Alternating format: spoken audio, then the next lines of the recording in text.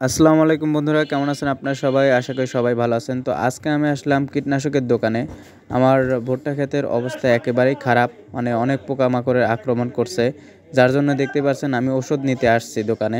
আমি আজকে নিব 1 বোতল নাইট্রো অ্যান্ড 3 পাতা সিকল। দেখতে পাচ্ছেন দোকানদার আমাকে অলরেডি দিয়ে দিয়েছে।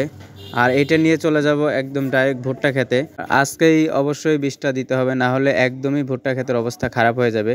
তো দেখতে পাচ্ছেন দোকানদার আমাকে অলরেডি দিয়ে দিয়েছে।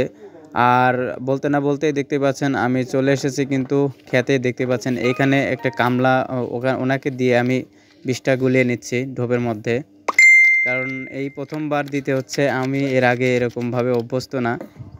তো দেখতেই পাচ্ছেন এইখানে যে নাইট্রো যেটা আছে এটা দিতে হবে।